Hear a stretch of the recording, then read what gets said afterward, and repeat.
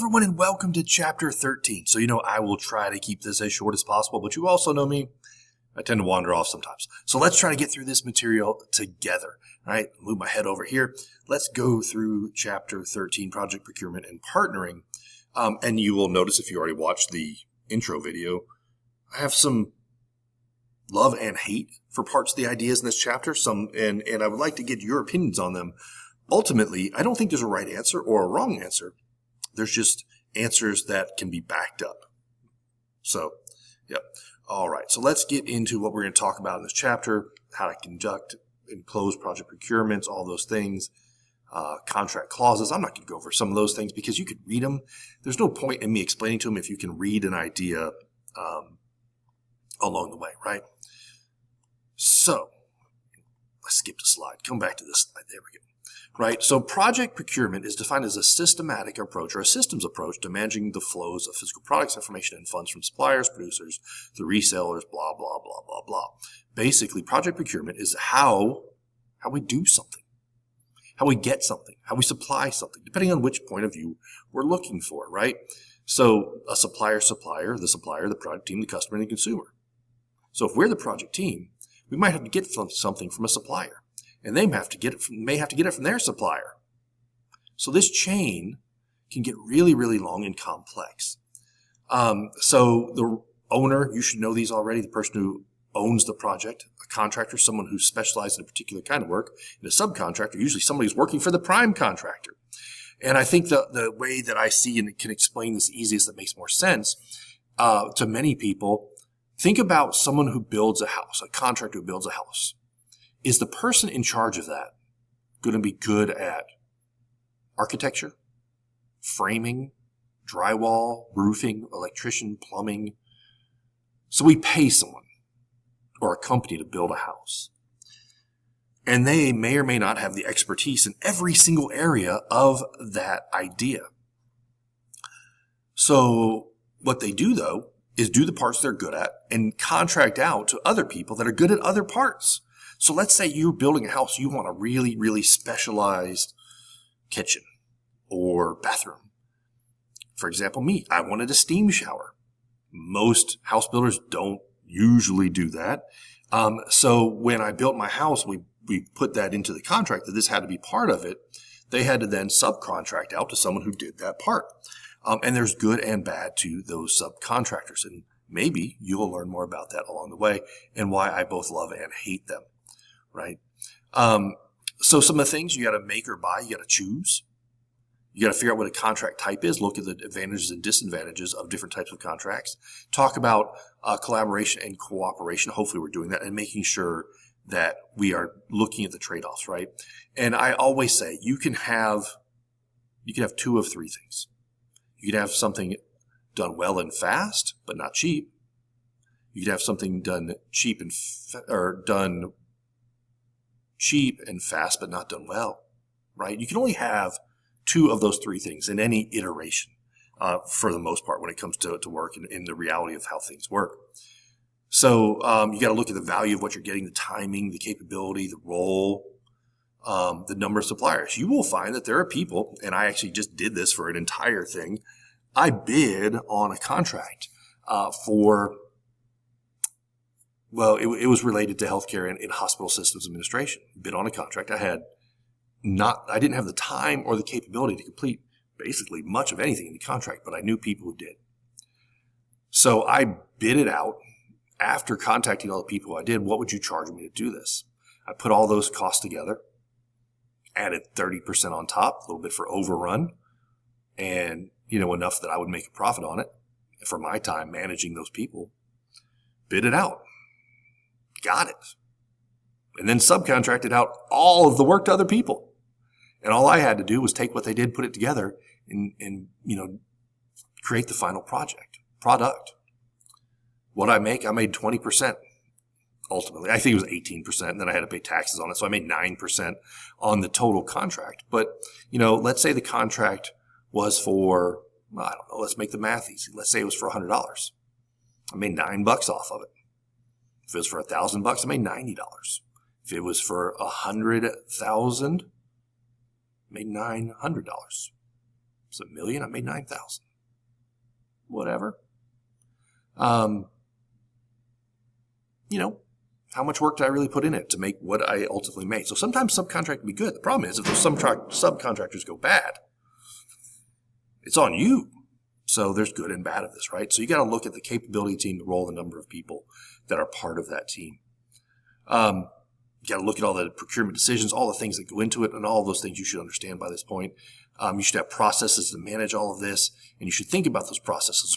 Those processes and how we do these management plans, the scope of work, the statement of work, all of that are important, and we need to make sure that we have all of this in place to make sure that all of the people know what they're supposed to be doing and the things get done that we expect them to do, right? So like the statement of work, right? The portion of work to be purchased, describe enough detail so that people can decide if they're capable of doing it and if they can do it for what it costs. Super, super important part of that piece. Let me move forward a little bit. And you know what? There's not much to say that you can't read. So I do want to say one thing here in the summary, though. Cooperative relationships improve the ability to compete in today's marketplace. Very, very few companies have everything they need, all the parts and pieces. They outsource parts and pieces. But you don't necessarily completely control that anymore. So is there good or bad there?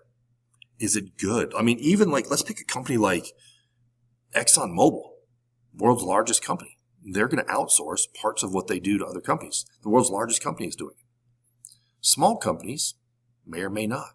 Let's say you have a t-shirt printing company. Well, you're just the printing company. You're selling the final product, but you're outsourcing your original purchase of the t-shirt, right? So companies do this all the time. Very few companies do everything, but at the same time, there's good and bad there. There's risk there when you're relying on other people to then do something that you're the one that's going to get paid for it. You may still have to pay the other company, even if you don't get paid, if it all goes wrong somewhere else. So there's good and bad here. So that's all I'm going to talk about in this chapter. You know what? Let's take a look at chapter 14. Like chapter 13, chapter 14 is pretty straightforward. Determining project progress and results. Well, we should be able to figure out if the project is moving forward and what the results are. But often, this is one where we get caught up on. We lose scope and idea and just situational awareness of whether this project is moving forward, whether the scope is moving forward, and what are the actual results? Did it benefit anything, right? That's why you took another class called Continuous Quality Improvement, because this never ends. As soon as we're done, we got to make sure it worked. And I can promise you parts worked and parts didn't. So let's then fix that part. Let's create another project. It's always cyclical. And that's an important thing to look at.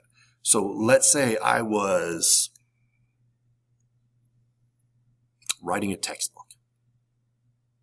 As soon as I'm done with it, will information have changed? Yeah. Is there things that have been updated as the world changed, examples changed, things that can relate better to the audience? Sure. So as soon as I've done writing it and published it, I probably should be working on the second edition. And this one hurts my feelings. I wrote one textbook. And the time and effort I put into it, it was a well-publicized, well-known book. I wrote it in the early 2000s. And it wasn't worth it for me to do a second edition. So this one kind of hurts my feelings because I never did a second edition, but it turns out I got paid like 80 cents an hour for all the time I put into it. And while, yeah, I did publish an entire textbook, totally wasn't worth it. And was I going to create a second edition and, maybe make $3 an hour this time? Nah, it's not. It wasn't worth it. It wasn't worth the ego boost that I was going to get from writing that book. So, all right, let me stop ranting about that. Like the last chapter, I'm just going to start at the beginning, and we won't get all the way through it because it gets kind of repetitive, and you can read it and understand it. But what are the 5 aspects of project determination? You got to determine where we're going, the cause, who's going to regulate it, the scope, determine how to reach a decision, and how to come to a conclusion. Right? With any project, we got to figure out, what are we going to do? Why are we doing it? How far can we really go? How do we make decisions about all of that? And then when is it over? When is it really over? So for you in college, right, you made some of these decisions and you know when it's over because it's over when we hand you a diploma. It's over then. That's easy. But let's say you're working on a process improvement And you realize that we can continue to process and improve along the way. When do we end this project and when do we start over again with a new iteration of it? Sometimes those are really hard decisions to make, and that's why we bring it up. So as part of decision making, you sometimes have to give directions, replan. Things will go wrong. They go wrong all the time, right? You have to influence others. You have to guard the scope. Scope creep is something that happens in every single project because we start something and then we realize, oh, well, if we just fix this other thing, it will fix our project. And then in order to fix that, we have to fix this other thing. And then we have to fix this other thing. And this small project becomes huge and unmanageable and unwieldy, and then no one wants to do it. So scope creep and keeping a guard on the scope, probably the most important thing you can do as a project manager, making sure you stay within the boundaries, right? And then make sure we get proper results, right? That may involve you making decisions, getting other people to make decisions, being part of a group, or facilitating other decision-making process, depending on how big your company is, how big the project is. You may do it, or you may have a whole committee that does it. I will also say it's way easier when you just do it yourself, because trying to get a committee together and then getting them to decide on something, often very difficult, often very necessary, but at the same time, very difficult. Last slide I'm going to talk about is right here, the balanced scorecard approach, because I like and hate it, right? So we got to direct, regulate, limit, decide, and conclude. That's what I've just talked about. It's just put in different terms. I don't necessarily like the word direct, but it's true. We're the conductor as a project manager. You could be a project manager on a topic you know nothing about.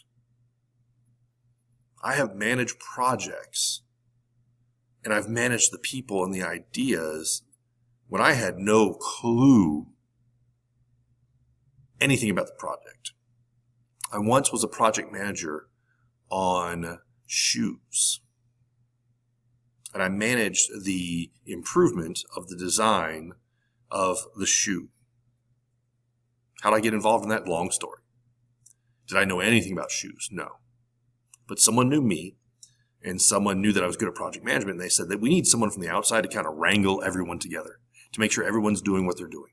So I came in and managed this project. And I had people who were subject matter experts in all the parts and pieces. And my entire job was just to stand at the front and direct people, to conduct people, to manage, to whatever, mentor this project. Make sure they were all doing their part and piece. Get them together and put that thing together.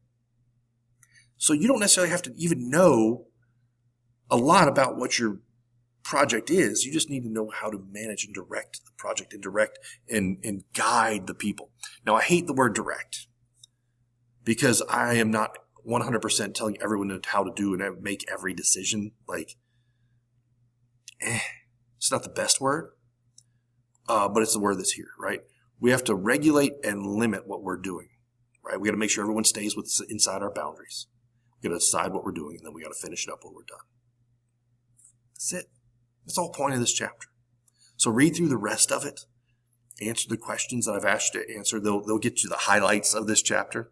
And if you get to one of the questions, you're like, I don't know what that is. Maybe go back and reread that part of the chapter, because those are the important parts of this chapter.